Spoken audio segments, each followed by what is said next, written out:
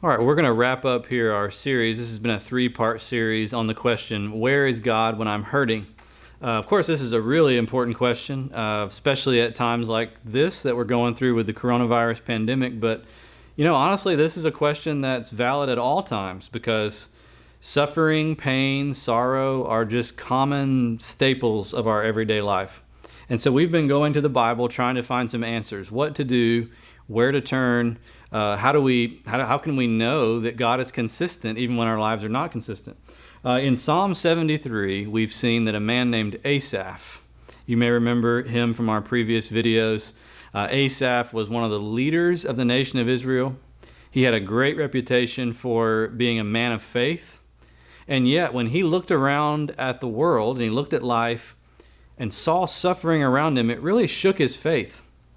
He had to gather himself, but part of what he did, which was a great lesson for us, is he went to God with his complaint. He went to God with his struggle rather than staying away from God. And when he was there, we saw last time, he began to see this brilliant solution. Not only are pain and suffering not an argument against the existence of God, the existence of God actually is the only thing in the world that can help us understand pain and suffering in the world. You see, without a God ruling over the world, the whole idea of pain and suffering and good and evil kind of lose their meaning. And so here today, I want to read to you these last verses because we see how when Asaph gets his solution in the presence of God, it begins to change his life. His heart, his relationship with God begins to take on a new form. And so I'm going to read verses 23 to 28. If you've never read the Psalm or haven't watched the other videos, this might be a good time to pause and go watch those and go find a Bible and read it. But here I'm going to read these last verses. It says, "Yet I," we're going to see how important that is, that phrase, "Yet I am always with you. You hold me by my right hand, you guide me with your counsel, and afterward you will take me into glory. Whom have I in heaven but you? And earth has nothing I desire besides you. My flesh and my heart may fail, but God is the strength of my heart and my portion forever. Those who are far from you will perish. You destroy all who are unfaithful to you. But as for me, it is good to be near God. I have made the sovereign Lord my refuge, and I will tell of all your deeds." Here in these last verses, Asaph is showing us that a fundamental change has happened in his heart as he walked with God through his suffering and through his pain and confusion. And that fundamental change is something that can happen in you and me too. In fact, I find often God is using struggles in our lives to bring about this very change. And the change is this. Asaph goes from being a person who finds God to be useful or finds God to be a convenient friend to have who can swoop in and help him here and there, to becoming a person who knows God to be his treasure. Did you notice that? That first phrase there, "Yet I." Even though Asaph has been struggling with his faith, even though he looks around and sees suffering in the world and doesn't know how to account for it, he's able to say, "Yet I am always with you." The thing that's become important in Asaph's life is not this circumstance or that circumstance. The biggest thing that God did for Asaph is not to rearrange or change his circumstances. The biggest thing that Asaph discovered was, I can have, and I actually do have, companionship with God in the midst of all circumstances. And so Asaph says there in verse 25 and 26, really famous verses, "Whom have I in heaven but you?" Do you notice how personally attached he is to God? On earth, there is nothing that I desire besides you. I mean, catch that. On earth, there is nothing that I desire besides you. Asaph's heart has been radically shifted and changed. Some famous Christians in the past have described this way of thinking as being God intoxicated. Asaph has become intoxicated with God. He's no longer viewing God through the lenses of his circumstances and saying, "God, I don't know if I can trust you because my circumstances are all amiss." He's no longer doing that. He's flipped the He's flipped the lens around, and now he's viewing his circumstances in the light of who he knows God to be. And the main thing he knows about God is not just some theoretical understanding about God. The main thing he knows about God is actually with me. He'll never leave me. In fact, I think when I'm in pain or when I'm hurting, that's the one thing in all the world I'm really looking to know. Maybe that's true of you too. I'm really just wanting to know, am I alone or not? Am I alone or not? If I'm not alone, I feel like I can face this and something positive can come from it. But if I'm alone, man, it's too hard for me to bear, and it's absolutely wasted. Asaph discovers this wonderful treasure. God is with me. Not only am I not alone, I have the God of the universe right by my side. He says in verse 28, I have made the sovereign Lord, the Lord who holds the power and the keys to the whole world. He is my refuge, and now I've learned through this circumstance to tell of his wonderful deeds. And so if you've been tracking with all the videos, we can kind of put together this step-by-step process that Asaph goes through. The first step in the process is Asaph, when he began to struggle with his faith, he became honest with God. He went towards God and worked out his doubts in God's presence rather than hiding himself or giving up on God altogether. And the second thing that he did is when he took them to God, he was there waiting to listen to God. Asaph learned how to close his mouth and open up his ears to take in what God would say and how God would have him to think about his situation rather than how he had been thinking about it. And then here in this psalm, the third step comes in. Asaph learns how to say, yet I, in the midst of his bad circumstances. That's something that I think only a person of faith can say truly from the heart. Only someone who really knows that God is with them and God is for them can say, my finances may be in a mess, yet I. My health may not be in the right place, yet I.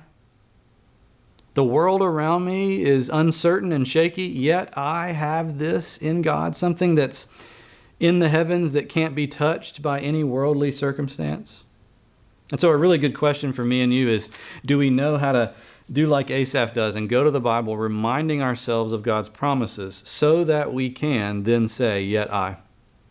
Another thing we see in this last part of the psalm is a little hint as to how you and I can have the same experience that Asaph had. Because you might say, and a lot of people say this, well, Asaph was a writer of the Bible. I mean, for goodness sake, he was one of the great men of faith in history. How in the world can someone like me have this same kind of life-transforming experience with God? Well, Asaph actually gives us a clue, because there in verses 23 and 24, he says three things that God is presently doing for him. And actually, each of these three things are things that you and I can know for certain. Because of the work of Jesus, we can know for certain that God is always doing those same three things for us too. Look at what it says there in verse 23. You hold me by my right hand. Now you say, how could I ever know that the God of the universe is actually standing shoulder to shoulder with me, holding me by my right hand? Well, think about it.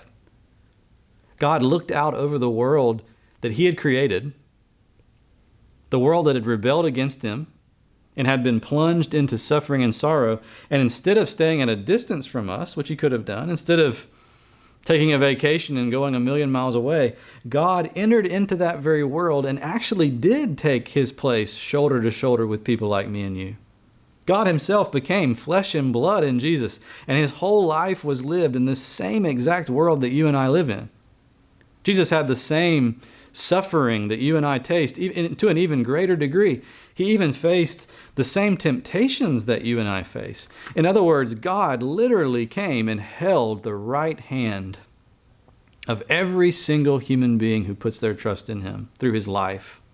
Through his suffering, he was taking our place. Then it says there again in verse 24, you guide me with your counsel. You guide me with your counsel. You may say, well, how do I know God is guiding me with his counsel?